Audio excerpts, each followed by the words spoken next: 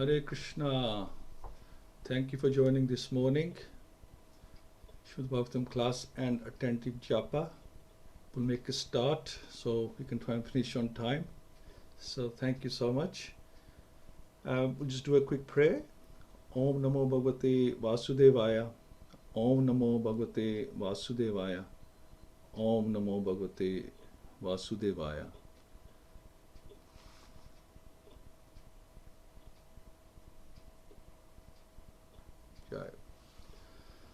So this morning we're talking about King Citraketu. He's a very important personality in Srimad Bhagavatam, mentioned in the 6th canto. And next week again we'll talk about King Citraketu as well. So he was in the province of Shurasen, this king named Citraketu. And at the time he was ruling the entire earth. And it happened that the earth produced all the necessities of life in his rulership. And King Citraketu had 10 million wives apparently, but although he was capable of producing children, he didn't receive a child from any of them. And by chance, all the wives were barren. It's amazing. And Citraketu, the husband of these millions of wives, was endowed with a beautiful form, magnanimity and youth, and he was born in a high family. He had a complete education and he was wealthy and opulent. But nevertheless, in spite of being endowed with all these assets, he was full of anxiety because he did not have a son. So actually Srila Prabhupada explained that it appears that the king first married one wife, but she could not bear a child. Then he married a second, a third, a fourth, and so on. But none of the wives could bear children. And in spite of the material assets of birth in aristocratic family with full opulence, wealth, education, and beauty, he was very aggrieved because in spite of having so many wives, he had no son. But we can't have everything in life. Only Krishna can have everything. Only he has 6 opulences. We don't get everything, and in this case he had so much, but yet he couldn't have a son. And certainly his grief was natural. Grestha life doesn't mean having a wife and no children as far as he was concerned. So the king was certainly most unhappy that he could not get a son, and this is why he had married so many times. And Kshatriyas especially are allowed to marry more than one wife, and this king obviously did so. So what happened then, once upon a time, when the powerful sage named Angira was traveling all over the universe without engagement, by his sweet will, he came to the palace of King Citraketu, and King Citraketu immediately stood up from his throne and offered him worship. He offered him drinking water and eatables, and in this way performed his duty as a host to a great guest. And when the rishi was seated very comfortably, the king, restraining his mind and senses, sat on the ground at the side of the rishi's feet. The great sage Angira said, "My dear king, I hope that your body and mind and your royal associates and paraphernalia are well. When the 7 properties of material nature, the total material energy, the ego, and the 5 objects of sense gratification are in proper order, the living entity within the material elements is happy. And without these 7 elements, one cannot exist. Similarly, king is always protected by 7 elements, these being his instructor, his guru, his ministers, his kingdom, his fort, his treasury, his royal order, and his close friends." So Shukadev Goswami explains, "O King Parikshit, although the great sage Angira knew everything, he inquired from the king in this way. Thus King Citraketu, desiring a son, bent low in great humility and spoke to the great sage as follows. As a person aggrieved by hunger and thirst is not pleased by the external gratification of flower garlands or sandalwood pulp, I am not pleased with my empire, opulence, or possessions, which are desirable even for great demigods, because I have no son. Therefore, O great sage, please save me and my forefathers who are ascending to the darkness of hell, because I have no progeny. Kindly do something so that I may have a son to deliver us from hellish conditions. So according to Vedic civilization, one gets married simply to have a son who is needed to offer oblations to his forefathers. King Citraketu responsibly desired to beget a child so that he and his forefathers might be delivered from the darkest regions. He was concerned with how to get pindan, oblations in the next life, not only for himself but also for his forefathers. Therefore, he requested Angira Rishi to favor him by doing something that could help him get a son. So obviously his reasons were a little bit more than just himself. He was thinking about his family as well, his forefathers. But nevertheless, there was a reason why he was not having a child or a son. So in response to the request of Maharaj Citraketu, Angira Rishi, who was born of Lord Brahma's mind, was very merciful towards him because the sage was greatly powerful personality. He performed sacrifice by offering oblations of sweet rice to Twesta. So that's one of the 12 Adityas. O Parikshit Maharaj, best of the Bharats, the remnants of the food offered in the yajna were given by the great sage Angira to the first and most perfect among Citraketu's millions of queens, whose name was Kritadyuti. So that was his principal wife, and that yajna food was offered to her. And thereafter the great sage told the king, O great king, now you will have a son who will be the cause of both jubilation and lamentation. The sage then left without waiting for Citraketu's response. So the king was overwhelmed with joy when he understood that he would have a son. Because of his great jubilation, he couldn't actually understand the statement of the sage Angira. So he didn't quite hear. He was so happy with the fact that he's going to have a son. He wasn't really listening to the rest of it. So he accepted it to mean that there would certainly be jubilation because of the birth of his future son. But he would be the king's only son, and being very proud of his great wealth and empire, would not be very obedient to his father. So he just made an assumption. Thus the king was satisfied, thinking, let there be a son. It doesn't matter if he is not very obedient. In Bengal there is a proverb that instead of having no material uncle, it's better to have a material uncle who is blind. The king accepted this philosophy, thinking that a disobedient son would be better than no son at all. So what is the use of a son who is neither a learned scholar nor a devotee?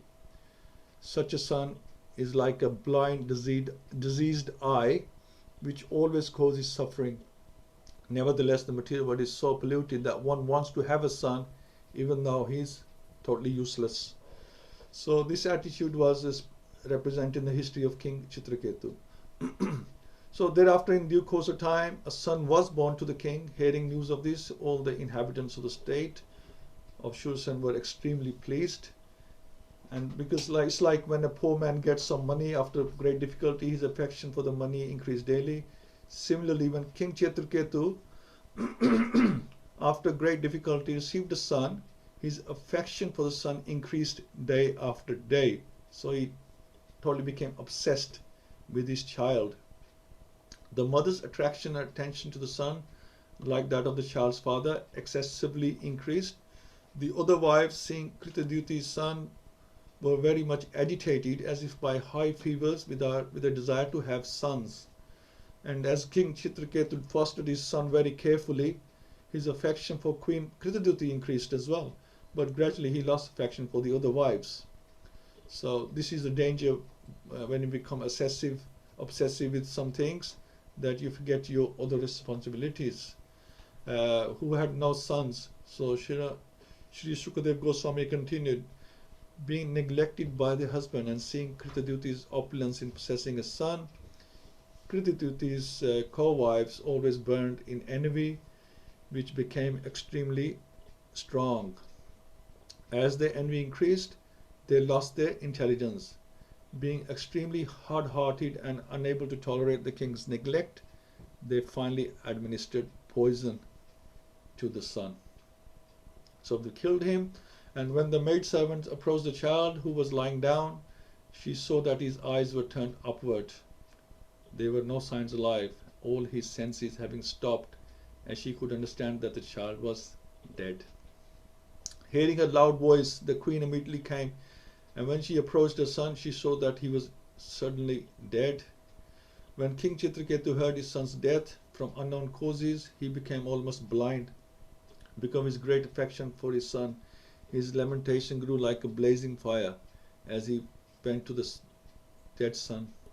He kept slipping and falling on the ground, surrounded by his ministers and other officers and the learned Brahmins present. The king approached and fell unconscious at the child's feet. His hair and dress scattered. So when the king, breathing heavily, regained consciousness, his eyes were tearful and he could not speak. And when the great sage Angira understood that the king was almost dead, in an ocean of lamentation, he went there with Narada Rishi. And Shri Shukadeva Goswami said, "My dear King Parikshit, by his mystic power, the great sage Narad brought the..." So Sage Angira and Narad Rishi realized what had happened, and they both rushed to the king and brought the dead son into the vision of the lamenting relatives and then spoke as follows. Sri Narad Muni said, "O living entity, all good fortune unto you. Just see your father and mother. All your friends and relatives are overwhelmed with grief because of your passing away." So Sri Narad is speaking to the dead son, or his soul in this case. "Because you died untimely, the balance of your lifetime still remains. Therefore, you may re-enter your body and enjoy the remainder of your life, surrounded by your friends and relatives, accept the royal throne and all the opulences given by your father." By the mystic power of Narad Muni, the living entity re-entered his body for a short time and spoke in reply to Narad Muni's request. He says, this is the son speaking now, "According to the results of my fruitive activities, I, the living being, transmigrate from one body to another, sometimes going to the species of the demigods, sometimes to the species of lower animals, and sometimes among the vegetables, and sometimes to the human species. Therefore, in which birth were these my mother and father? No one is actually my mother and father. How can I accept these two people as my parents?" Sri Shukadeva Goswami continued, telling Maharaj Parikshit that when the conditioned soul in the form of Maharaj Citraketu's son had spoken in this way and then left, Maharaj Citraketu and the other relatives of the dead son were all astonished. Thus they cut off the shackles of their affection. So they were suddenly hit by the words, the sharp words of the son, and they cut off the shackles which was due to their relationship with him, and gave up their lamentation. And after the relatives had discharged their duties by performing the proper funeral ceremonies and burning the dead child's body, they gave up their affection that leads to illusion. Lamentation, fear and pain. So this is what happens with too much affection. You get illusion, lamentation, fear and pain. Such affection is undoubtedly difficult to give up, but they gave it up very easily because they were completely shocked by what when the son was revived, what he said. So that they felt really foolish and they just gave up this lamentation. So Queen Kritiduti's co-wives who had poisoned the child were very much ashamed, and they lost all their bodily luster. And while lamenting, "O king," they remembered the instructions of Angira and gave up their ambition to bear children. Following the direction of the Brahmins, they went to the bank of the Yamuna, where they bathed and atoned for their sinful activities. Thus, enlightened by the instructions of the Brahman Angira and Narad, King Citraketu became fully aware of spiritual knowledge, as an elephant becomes free from a muddy reservoir of water. King Citraketu came out of the dark well of family life. The king bathed in the water of the Yamuna, and according to prescribed duties, he offered oblations of water to the forefathers and demigods. Very gravely controlling his senses and mind, he then offered his respects and obeisance to the sons of Lord Brahma, Angira, and Narad. And then, fasting and drinking only water, Maharaj Citraketu for 1 week continuously chanted with great care and attention the mantra given by Narad Muni. So before they left, Narad Muni gave him mantra to chant, and he did that for 1 week by just drinking water. O King Parikshit, after only 1 week of repeatedly practicing the mantra seed from the spiritual master Maharaj Citraketu, achieved the rule of the planet of the Vidyadharas as an intermediate product of his spiritual advancement in knowledge. So obviously he left his body and he went to Vidyadhara and he ruled there. Maharaj Chitraketu's son, after had the darshans of the Supreme Personality of Godhead, he paid obeisances to the Lord and offered prayers. And before leaving, the Lord said to Maharaj Chitraketu, O King, if you accept this conclusion of mine, being unattached to material enjoyment, adhering to me with great faith and thus becoming proficient and fully aware of knowledge and its practical application in life, you'll achieve the highest perfection by attaining me.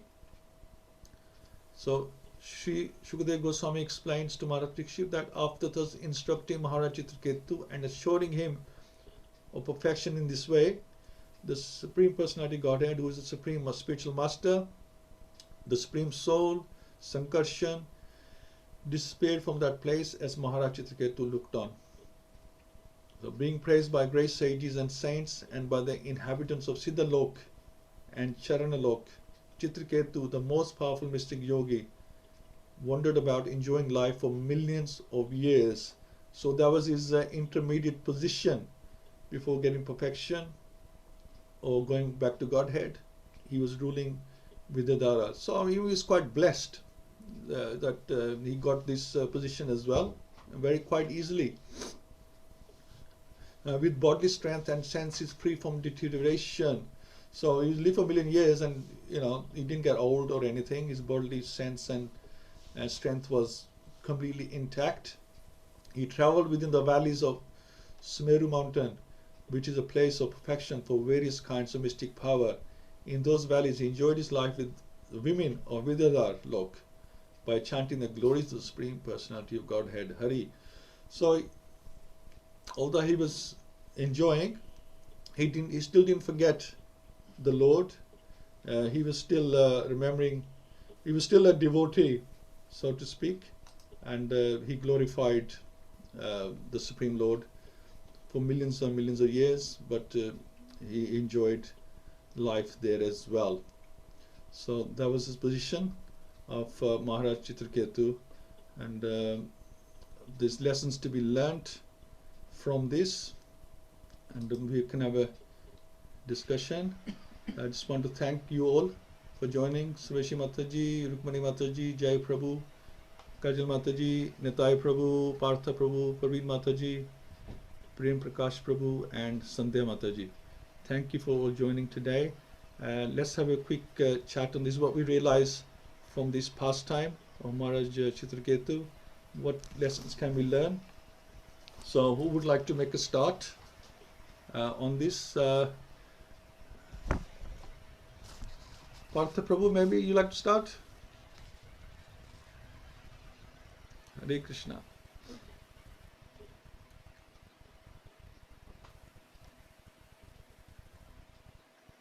Hare Krishna, Prabhu. Jai Prabhu. Jai Prabhu. Nice class, Prabhu.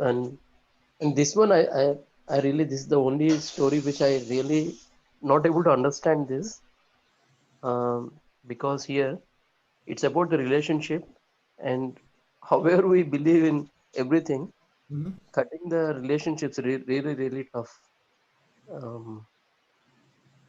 I mean, here it mentioned that even son relationship is only a temporary. So even your son dies, no need to lament. But it's very hard to hard to digest this really.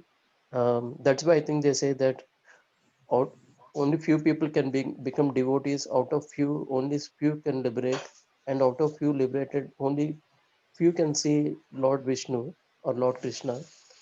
That is why I think, however devotees we become, it's certain things are really hard to take it, how to understand and digest it. So this where like he lost his son, whom he got after a long, long time. Mm-hmm. So it's obvious that he will have certain lamentation. Yes, yes, yes. So probably once we reach at that level, then only we can actually digest this kind of things. Sure, sure. Mhm. Yeah, you're absolutely right, Prabhu. I mean, lamenting is not a problem.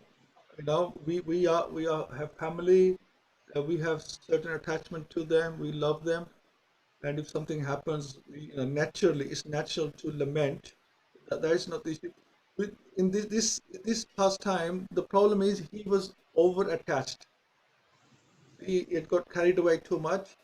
This, Okay. this is what we want to avoid, is being over attachment. Little bit attachment will be this natural. Can't avoid that. And we can't be hard-hearted that we won't show any emotion. We will show emotion, but you have to get over it. You can't be. Yeah, you have to be in knowledge. Show emotion in knowledge that why it's happened and what's the relationship and what are we doing on this material world. If you understand Mm-hmm. all that, you will be obviously upset for a while, but then you have to come out of it. And it seemed like um, Maharaj Citraketu's wife, they were probably going to be depressed for a very long time if Narmani and uh, hadn't come to advise the son with life just for the moment. If he didn't get the advice, he might have totally lost his senses. Mm. The opposite direction. Before he was very happy, and now he's going to be very, very sad. This is the way of the world. Whatever makes you, the amount something will make you happy, how much it will make you sad as well. So we have to keep a balance.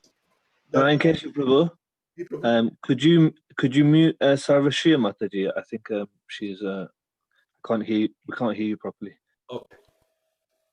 Right. Thanks. So just saying that whatever makes you the amount something makes you happy, that's the amount it will make you sad as well. So he was so happy, he was so obsessed with having the son, and then losing him is just make him just as much depressed, in the opposite direction as well. So we need to have a balance of how much we are attached and how much happiness we get out from material things, because by losing them, then we will go in the opposite direction. I think that was the lesson on that part, Prabhu. That makes Thank you, Prabhu. Yeah, that's correct, Prabhu. it's natural to be emotional. It's not a problem, but we have to get over it as soon as possible and understand what's going on. And that's what the son Mm. told them, that I'm not your property forever. We're just passing.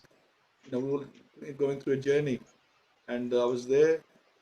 Okay, I wasn't there for a long time, but I was there just passing through, basically. Right. Right, Prabhu. So, Veshi Mataji, you want to add something?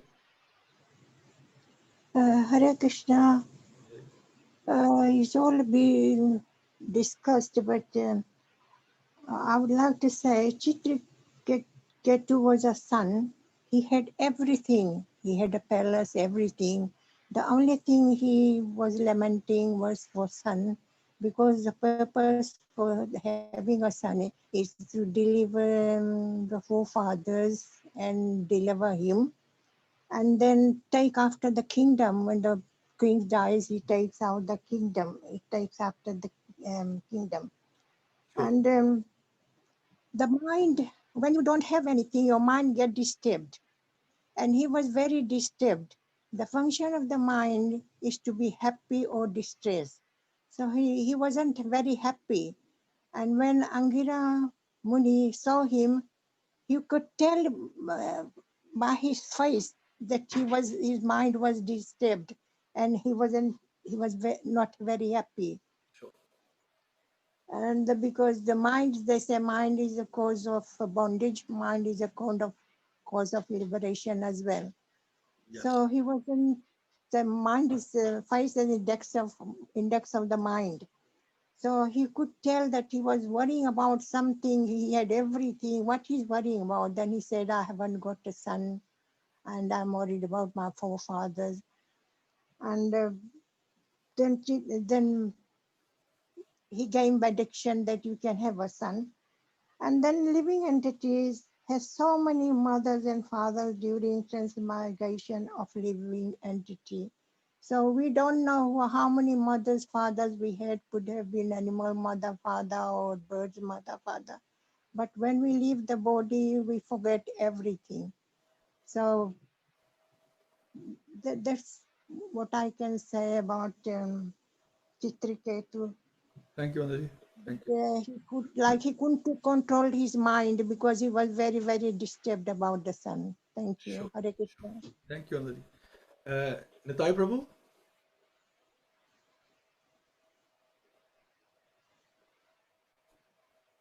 Let others speak. Okay, no problem. Okay, Prem Prakash Prabhu.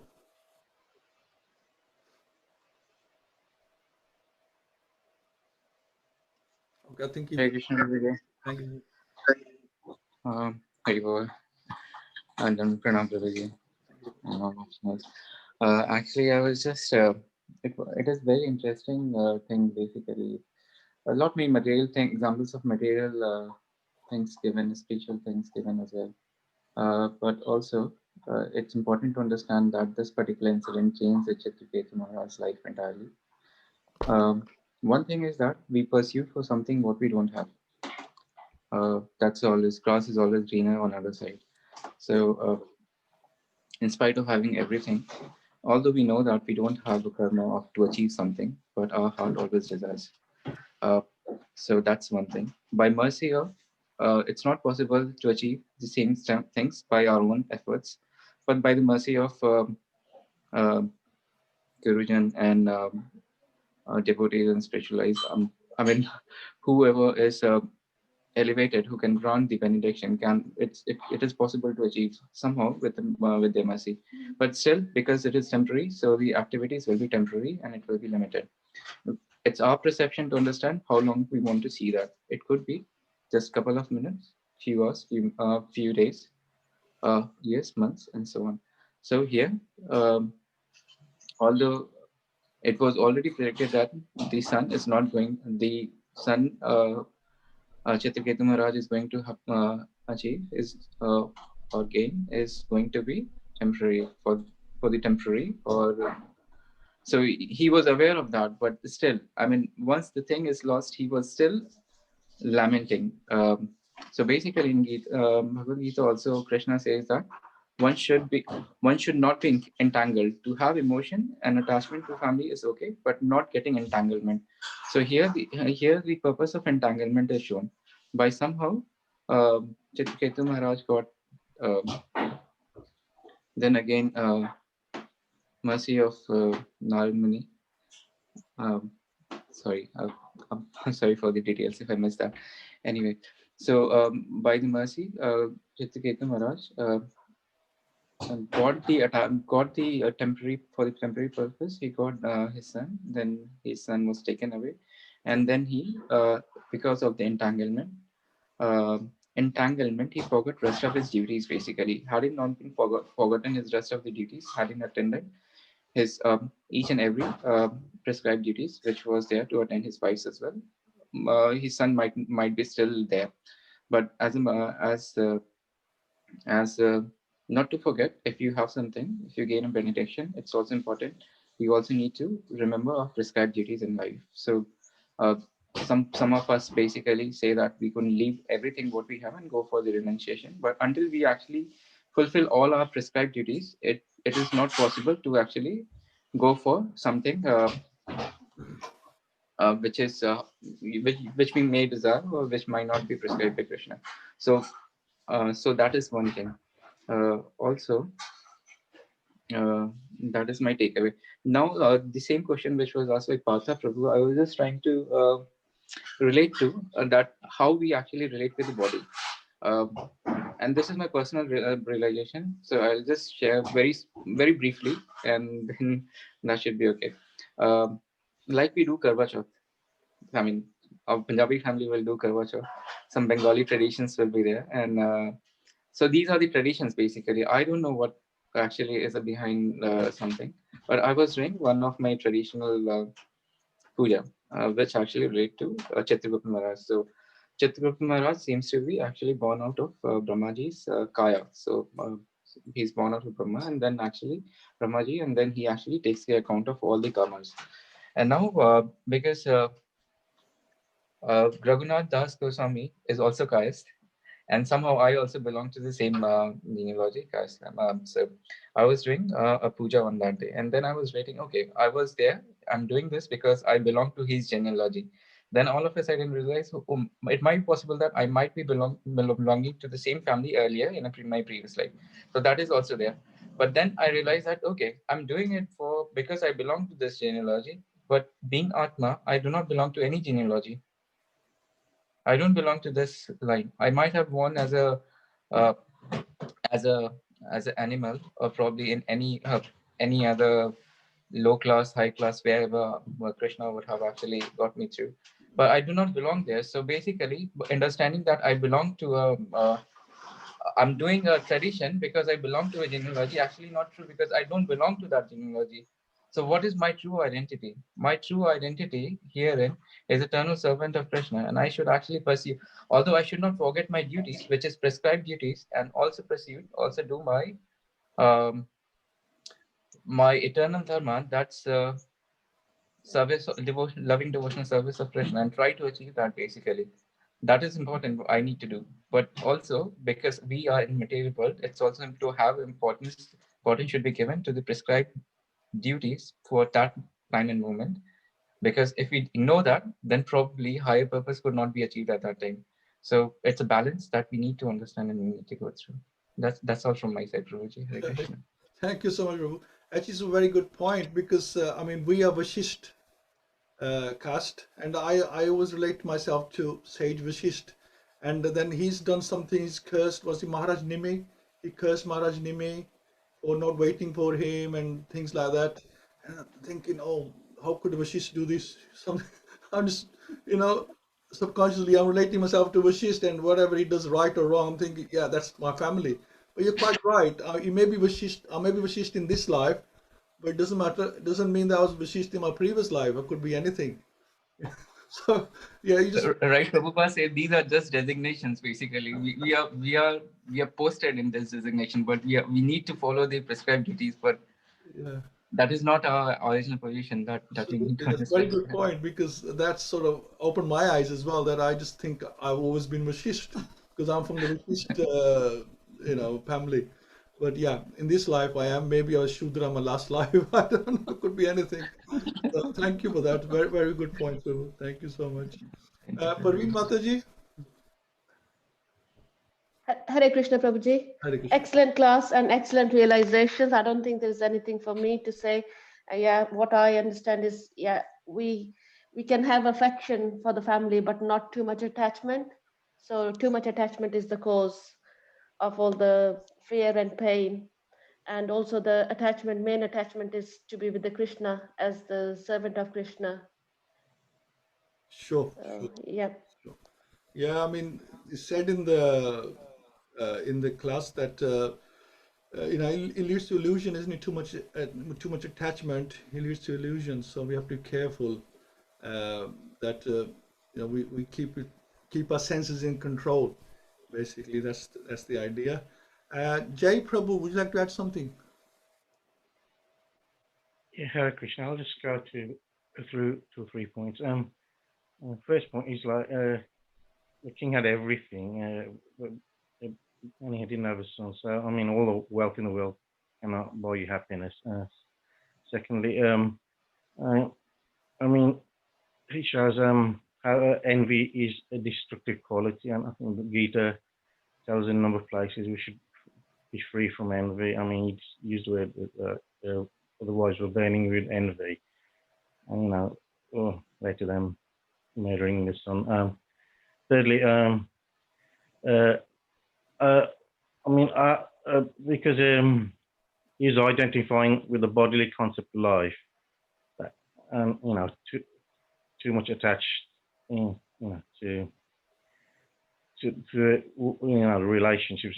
These relationships, such as mother, son, or father, home, whatever, our nationality, they're just temporary identities, not permanent. It's true identity and eternal identity is our relationship with the Lord. Sure. Yeah, that's it. Thank you, Rohit. Thank you.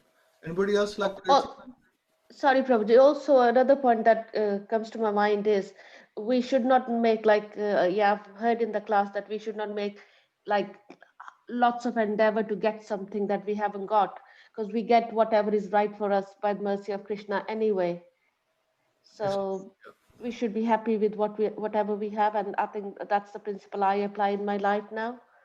So we should not, I should have this and this should happen, this should happen. So That's right. Srila Prabhupada says that don't over endeavor, because you would be wasting time and energy instead of following the path of bhakti. You'll be wasting your time and energy on things that well, you would waste time basically. So yeah, so he got the son, but then he was killed. So yeah. so if something going to come to you, it will come easily anyway. And so you have to endeavor. Very important to endeavor, because you can't just sit on your laurels. Very important endeavor, but not over endeavor. Yeah, that is important. And also there's a saying that God's rejection is God's protection. So I mean, he had 10 million wives, and none of them could have children. He says they were barren, so they couldn't have a daughter or a son, basically. So I mean, that alone should be. I think that's a hint enough to him that you're not meant to have children, right? I mean, I think even a normal person would realize. I mean, he was a very exalted devotee, very exalted king. We would realize that we couldn't have children, and then we married say 10 times, and we can't still have children. Then we think, hang on, I think I'm probably not supposed to or meant to have children. You would realize it after a bit. But even after 10 million wives, he's still adamant that I must have a son. I must have a son. That is an obsession. Although he had his reasons, but it's still an obsession that he was totally dedicated to having a son. That is wrong. And like you say, that he was forgetting his other responsibilities. And the thing was, Providence realized that he is a great devotee. He can be a great devotee, but now he's been his mind is distracted for having a son. I mean, this is why Sage Angira went on his own. The first time he went on his own, and he probably already knew that what King Citraketu was lamenting for, and he helped him get it, and just to teach him a lesson that you're wasting your time.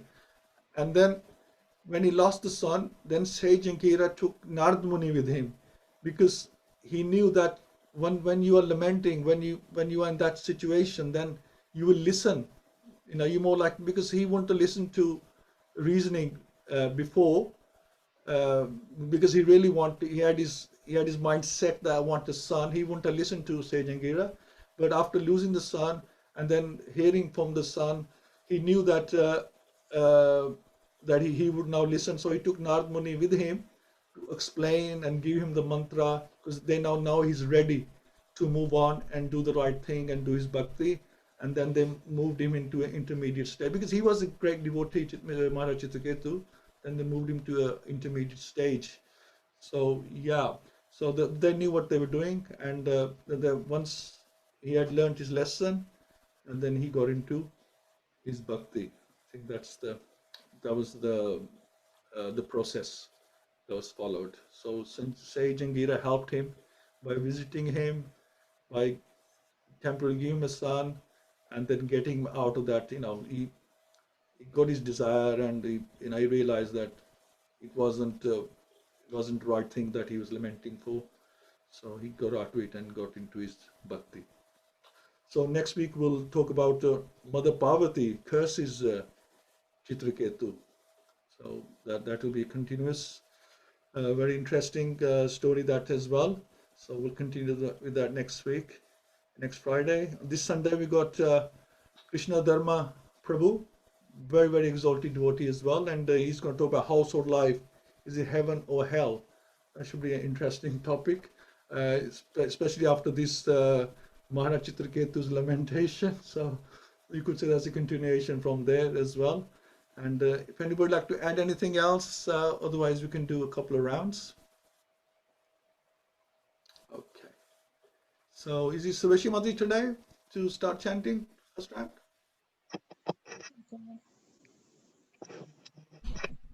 Sorry, Prabhu, can I just add one or two sentences? Yeah.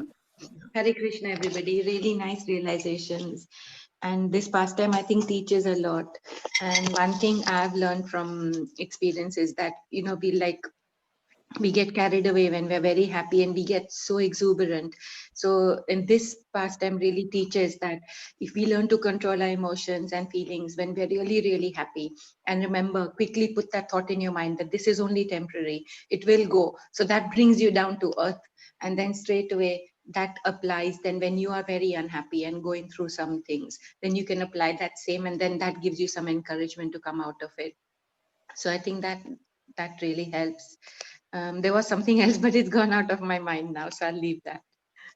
Thank you, Thank you. Mataji. Yeah, you're absolutely right. I mean, whether you want son, or you want a lot of money, or you want a PhD, whatever, you know, you have to realize your limitations, and you have to realize that these are temporary things. That don't kill yourself over them. You know, basically that you do have other responsibilities, and you have to balance your life, and you have to understand that bhakti is also important, because this life is only one life. You know, you've gone through millions of lives. You need, if you're given the human form, then you should try and get out of this material world. You know, use it as a platform, not waste it and trying to fulfill all your material desires, because then you basically wasted this life. You might not even get the chance for a long time. So you got this human form. We should see it as a precious commodity that, you know, we must use it. We're given this. Let's use this instrument. Let's use this vehicle to move back to Godhead, and not just trying to fulfill all our desires, because desires will never be fulfilled. We'll have more desires. We have one desire, we fulfill that, and that will create more desires. So this will go on, and you have to realize what the real purpose is, and then, you know, we can benefit from that. So thank you so much. Sarveshi Mataji, like to make a start? Hare Krishna.